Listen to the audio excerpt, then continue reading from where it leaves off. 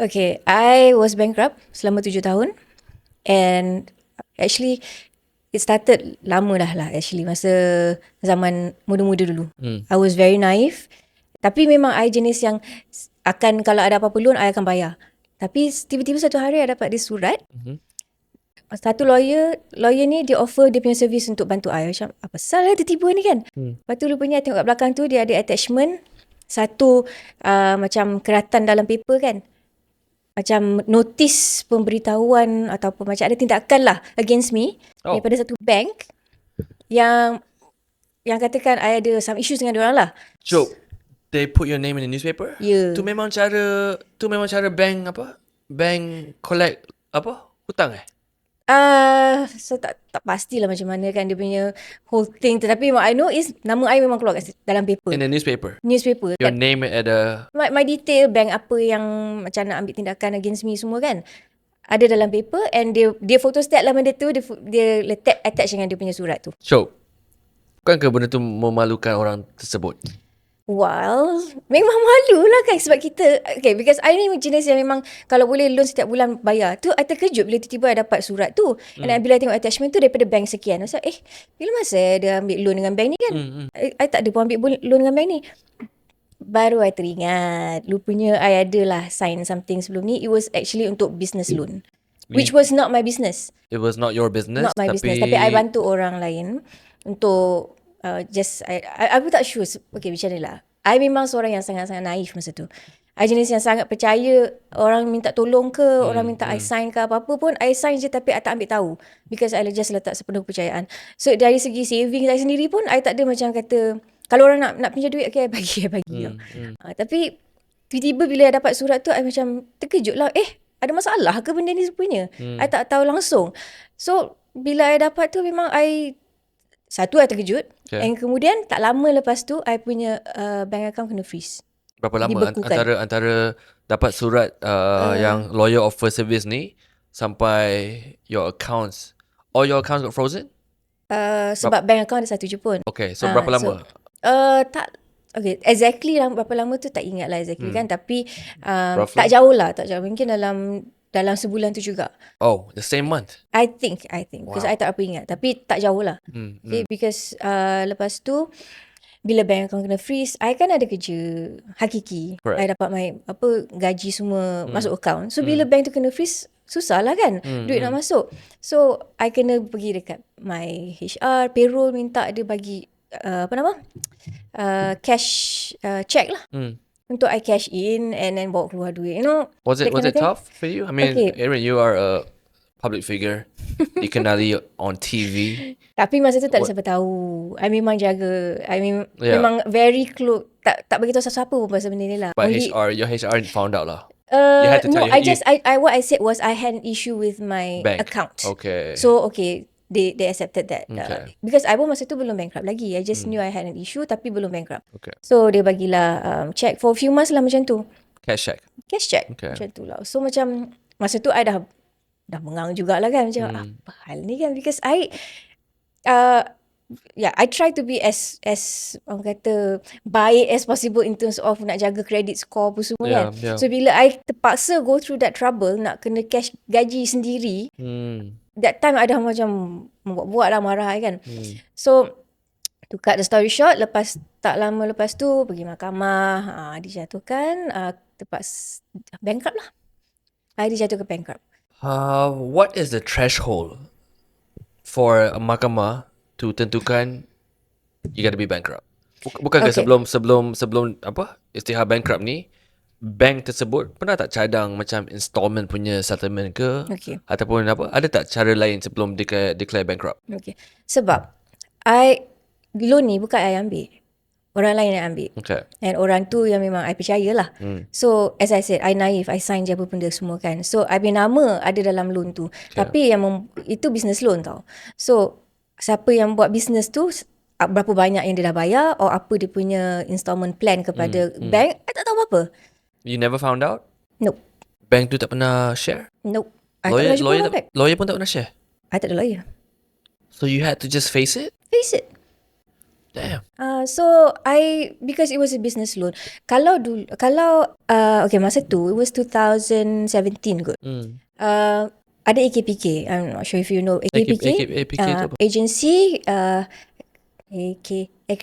AKPK ni agensi daripada bawah bank negara yang membantu orang yang ada isu untuk bayar balik loans lah. Okay, so they help untuk jadi orang tengah yang tolong nego untuk maybe kurangkan monthly payment and everything. So to help them bayar loans. Sure. Macam tu. So, tapi masa tu they only help personal loans ataupun macam individual loans lah. Okay. But not business. I see. So Apa beza personal loan dengan business loan? Kalau dia dulu ni apa? Orang terbabit kena face okay, because that time AKPK punya policy. Policy dia memang dia bantu individual sahaja. Okay. Tapi I think after masa PKP juga seramai yang ada issues and everything, so starting 2020 lebih kurang, AKPK started helping companies jugalah for business loans. So masa tu I tak dapat AKPK tak dapat nak bantu I lah because it was a business loan. So I cuba cari jalan juga tapi still tak dapat. So in the end pergi mahkamah dah kata I paksa di bankruptkan lah sebab memang Just like that? Yeah. One date at mahkamah and you I rasa sekali. Dua kali. Yes. Was there any rayuan? That time I pergi sekali ada rayuan. Okay. Tapi second time memang tak dapat dah lah. Mahkamah tak bagi rayuan lah. Maksudnya dah tak diterima lah. Maksudnya meaning you have expensed all your options. Yes. Therefore, the mahkamah had to istihar you bankrupt. Betul. How did you feel at that time when the court decided that you must be bankrupt? Memang I was furious. I marah sangat. Memang I tak boleh nak bayangkan how tak pernah rasa marah macam tu lah, okay? Because I felt betrayed. Because I tak ada kena-mengena dengan that business. I sekadar membantu. Membantu atas nama saja kan untuk sign kan documents and stuff. Tapi in the end I yang kena. So memang I was really upset lah masa tu. Tapi benda dah jadi kan, so we have to face it lah. So lepas dah jatuh bankrupt, what they do is kita kena pergi ke pejabat insolvensi negeri. So for me, I pergi ke Selangor. So dekat sana we start to the first meet dengan insolvency. So diorang akan bagi tahu kita lah kena isi whatever borang, declare our pendapatan, perbelanjaan bulanan berapa, and we have the option untuk buka balik our banking account. So that's the first thing I buat lah. So after that gaji dah masuk macam biasa. Apa syarat dia? Contoh having a bank account sebelum bankrupt and then having a different bank account. It's actually sama je. Waktu bankrupt. Dia freeze saja masa tu, dia tak tutup my account. So I buka balik. That's it? Yeah. So how's it different? No, so okay. how's life different? Dia sebelum bankrupt dengan selepas bankrupt? Okay. Dari segi bank account is okay. Because macam ni tau, insolvency dia taklah kejam. Maksudnya kita bayangkan orang yang bankrupt tu akan duduk kat tepi macam gelandangan like that, but no. Yeah, no. Tapi in public image, that's how you feel about like people yang bankrupt kan? Like they have no more pendapatan, they're stuck. Yeah, but then in the end nobody wins. Bank tak dapat duit, orang tu dapat kerja and semua kalah. Tapi sebenarnya you get your account back. Yes. You not get your account back. You bought account baru. We can reopen kita punya account. The same account. Yes. Okay. So kita dapat reopen kita punya account. Okay. Because katakanlah we have like 3-4 accounts, we can have one account. Only one. Only one. Okay. Kalau kita ada 5-6 kereta ke, we can just have one car. Okay. And same goes untuk rumah lah. So they dia let us bersyarat have, lah. Yes. Ada so people that's bankrupt, one bank account, one car, one house. Yes. That's not too bad, Malaysia. I know guys that lives off this right now. Will you agree? Yeah. Actually, because insolvency pun dia nak kita to be able to pay juga. So kalau kita tak ada all those things, macam mana kita nak hidup, nak cari rezeki and everything kan. So after that, actually I had a car. Tapi kereta tu bukan, it was under my name tapi bukan I yang bawa. So my way of retaliation, I biar je kereta tu kena repossess. Faham? So that was one thing lah. Okay, what else happened during that process? Okay, I didn't have a house under my name, so not a problem. So life as usual lah, lebih kurang kot masa tu lah. Tapi bila time nak kena pergi overseas, because my work requires me to go overseas juga. Okay. So that's where orang kata kena ada susah sikit in terms of kena ada paperwork sikit. Kita kena minta kebenaran untuk pergi overseas tu. So kita kena again ada a few things kena buat, declare katanya penyata pendapatan, income, perbelanjaan, and then sebab apa kita nak pergi, and daripada majikan kita kena ada surat sokongan. So when it comes to majikannya surat sokongan and everything, so that's where I kena buka cerita to my colleagues ataupun my boss yang kena bagi I sokongan tu. Selama ni dia tak tahu. Tak tahu. Selama berapa lama? Berapa lama media prima tak tahu yang you were bankrupt? Cakap macam tu. Roughly how long was the secret? Taklah secret. Tak lama lah actually, because after a few months I kena pergi overseas juga. So a few months lah. Few months it's not like a lah. year. But you total year in bankrupt selama berapa? 7 7 tahun. So masa tu I nak kena pergi overseas after a few months.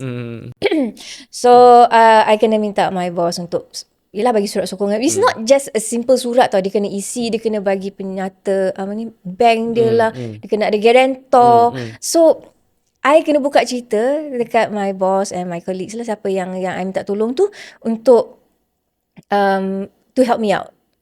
So I kena buka cerita, I kena cerita lah actually I bankrupt. You tahu tak malu dia macam mana bila I kena cerita benda tu. I rasa like kecil je masa tu. Because I felt so macam humiliated. Were they shocked? Yeah. And of course kadang-kadang ada juga yang lain tanya what happened and everything. So cerita je lah. At least it's not my fault. Exactly lah. It's actually my fault for being naive lah. Tapi yang membuatkan benda tu is another story lah kan. Okay. So so bila nak kena pergi overseas, I kena minta permission. My colleagues or my boss akan tahu, and then kena bayar like bonds, and we actually have a monthly punya installment kepada insolvency untuk bayar balik hutang tu. So you tetap kena bayar balik hutang. Still Cuma kena bayar. the bayaran is like an anggaran lah. Okay. Installment plan. It's not installment plan tau. Dipanggil bayaran ansuran bulanan to insolvency.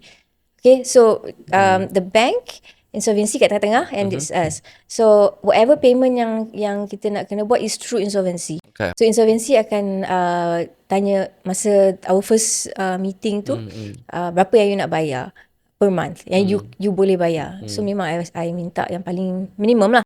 But bila kita apply untuk let's say kalau nak sambung balik bayar kereta, dia akan minta tambahkan lagi monthly payment. And then bila kita nak pergi overseas, ada juga dia suruh tambah lagi monthly payment. So it's not just as easy as kita isi dapat pergi. Total business loan that was on paper was how much? 500,000. 500K. Yes.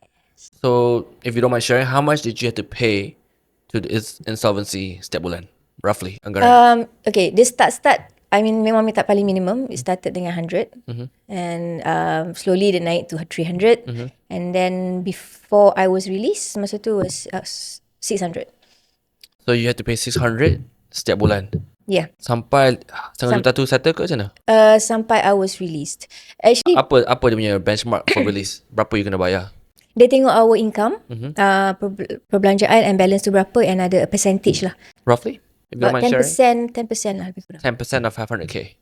No. Of our pendapatan bulanan. So, when did you get released?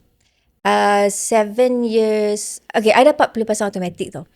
Because pelepasan automatic. Okay. What does that mean? So, it means macam insolvency, they have this kata akta yang mengatakan if after 3 years, you can be considered untuk pelepasan. Okay. But in my case, because I tak pernah apply untuk to be released lah, because I knew the balance was much more.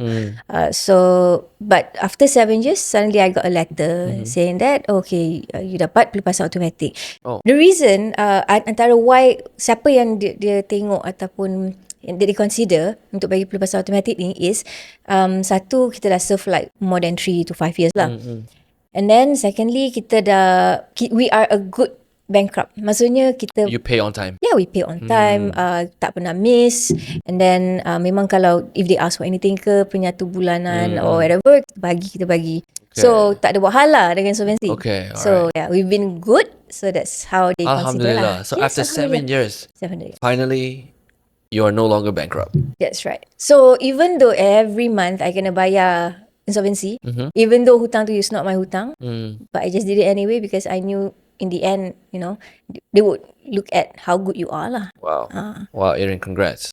Thank After you. 7 years, you had to go through all this nonsense. I mean, Yeah. it wasn't even your loan. You were naive. You signed some documents. Yes. Didn't know, and then you were bankrupt 7 years. Yeah. Was there a huge difference, Erin, Jojo, antara life before bankruptcy? Bankruptcy? Was there a huge difference? What did you have to adjust in terms of lifestyle? Ke? I know nak travel susah. Kena ada surat. Yeah. But selain dari itu, apa lagi yang berbeza? Okay.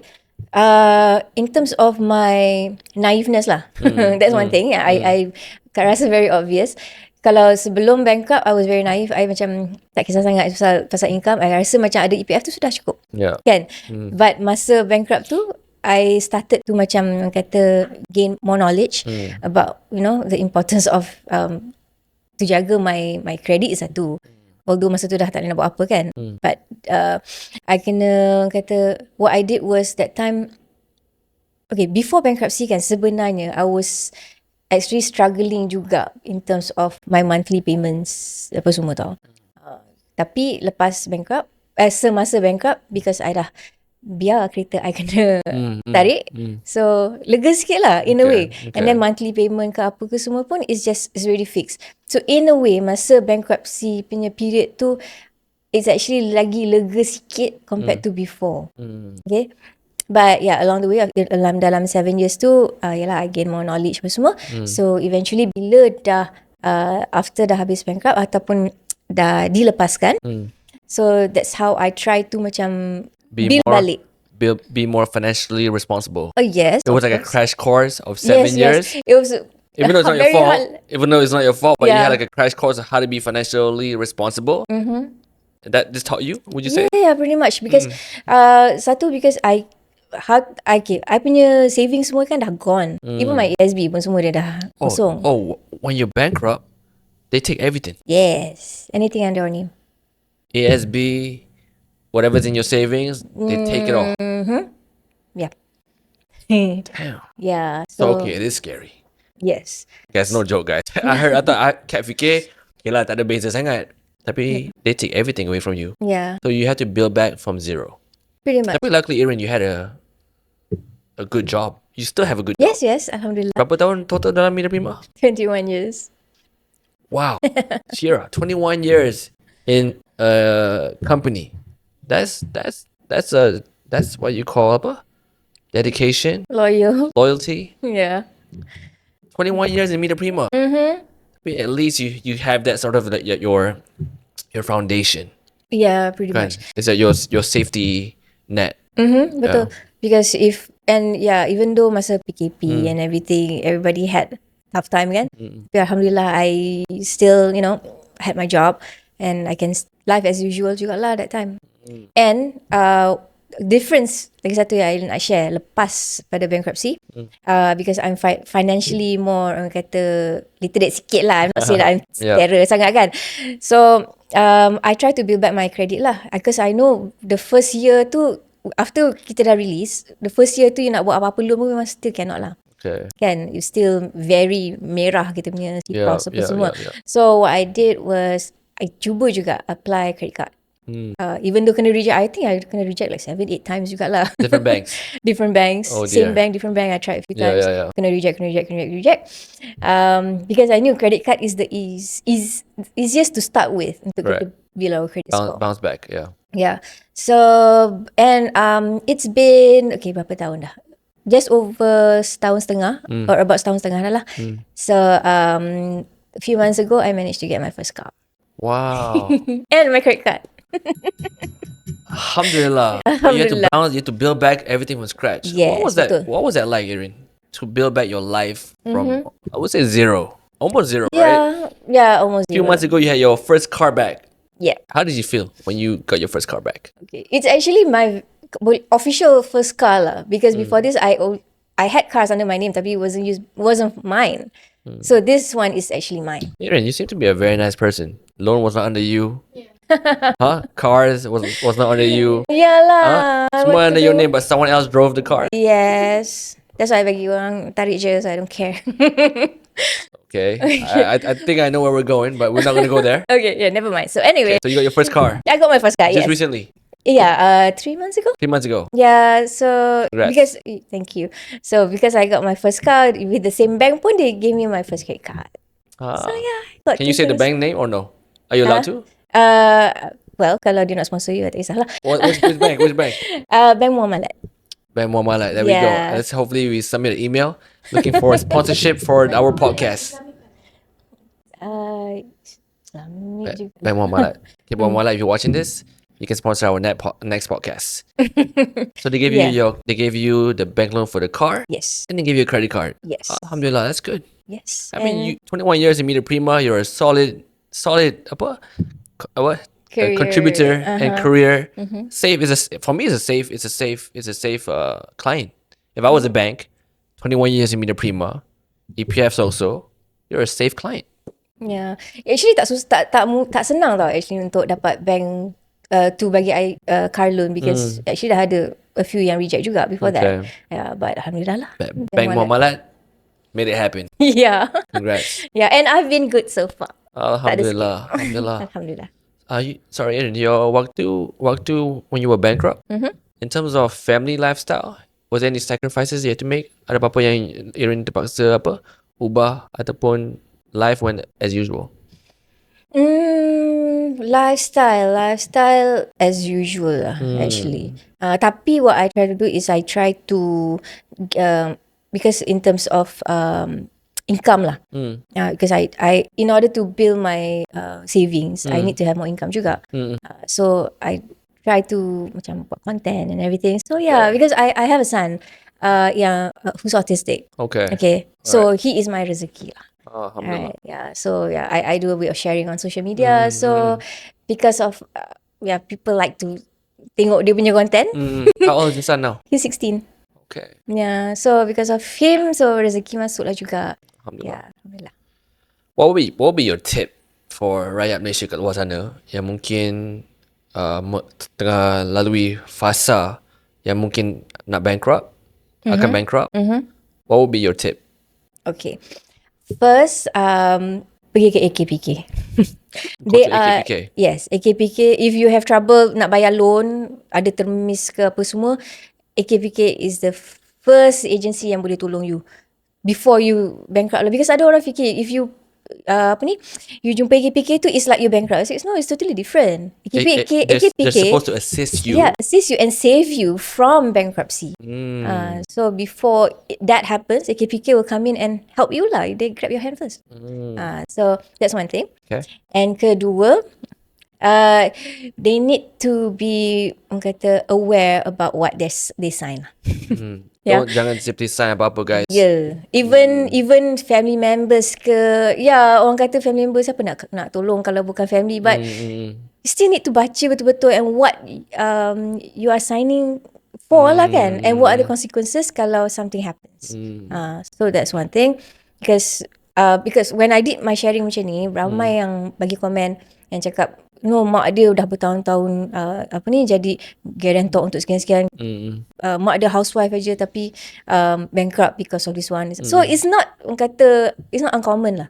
Benda ni banyak jadi. Ramai yang meminjamkan nama ataupun bagi nama ataupun That's sign. a lot of cases. Yes. We've seen that happen a lot. Yes. Yeah. So that's one thing.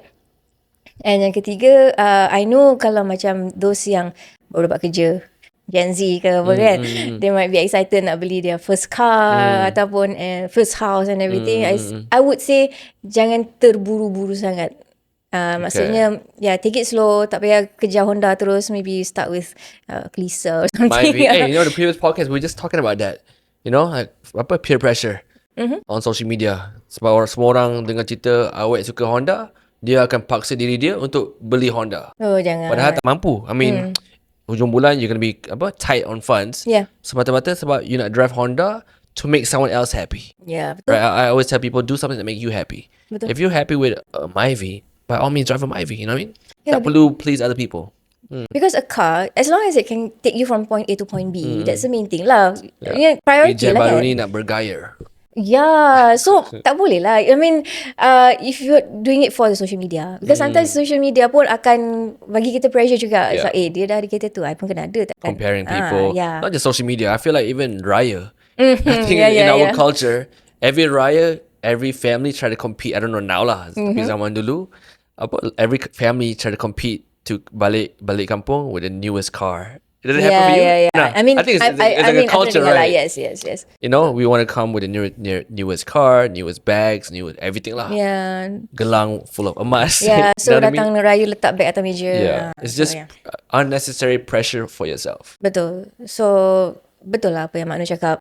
Gen Z kena betul-betul jagalah dia punya spending tu. Not for gaya je. Because if you fikir gaya je, well in the end nanti you don't know what will happen in Irin the future. rasa kita ni tak cukup financial literacy ke? I mean, Yes. among Terus. you feel like this should be taught in schools? Where? Yes. Where should they pick this up from? Sekolah. I think as early as possible. Because for me, contoh I lah. It's the most important, I think. Yeah. Because for me, I memang tak literate langsung. Are Because they teaching it in school now? Tak ada. Apa? Are they teaching that course in school? Ke tak ada? I'm not sure. They should. My time though. tak ada lah. I feel like they should make it compulsory. Yeah. Kepada Kementerian Pendidikan. Because I mean, even nowadays, even anak muda dah start berniaga. Whether it's on TikTok ke, Shopee ke, Facebook ke. Yeah. Ramai golongan muda dah start berniaga at an early age. And ada yang start kaya as well at an early age. Yeah. We see a lot of athlete muda yang flash Rolex. Faham tak? Yeah. Yang usahawan. But if they don't have financial literacy, Sekejap one je. wrong mistake, one bad bank loan, Decision. one wrong signing, Yeah. and then you're stuck for a long time. Betul. Yeah, so that's why. Because for me, memang I tak ada that kesedaran untuk invest or anything before this. Baru dah tua-tua sekarang ni barulah nak cari. But it's never too belajar. late. It's never too late to Yeah, invest. yeah. I always tell people, guys, it's never too late. Right? Yang this one TikToker from the US, he went to this one influencer. He's like, yo, is that a new iPhone 16? He said, yeah, how much you buy it for? He said lah. I said, wow. Do you know that instead of you beli iPhone 16, patut you beli stock Apple. Cara dia fikir lah. Yes, And dia buat kita terbuka minda. Yeah. Kalau you beli stock Apple, contoh 20 years ago, as opposed to beli barang Apple, by now dia kata you punya stock punya you punya value of your stock is 10 kali ganda, Yeah. 20 kali ganda. That concept. So Yeah. it's never too late. That's as long as you make a smart investment lah. Yes. Get the right knowledge, do the right research. Yeah, knowledge is important lah. Because for me, I thought macam nanti bila dah tua sebab dah ada EPF, so relax lah nak pergi mana kan. I didn't know. I tak sedar that sebenarnya EPF alone is not enough untuk hari tua. Anything else you want to give tips for Rakyat Malaysia that go through bankruptcy? What else did you learn in that process? Okay. For those yang mungkin dah bankrupt, okay, who are victims like me lah lebih kurang, yang sebabkan orang lain, ada yang mungkin rasa macam they don't want to pergi insolvency, they don't want to know anything about it because it's not their business ke apa ke kan, dia malu ke apa ke, but I rasa kalau lah dah ada orang kata dijatuhkan bankruptcy tu, just go to insolvency and just be as good bankrupt as possible because in the end it will show lah. And you can build your life back. Yes, betul. It's not over. Yeah, it's not over.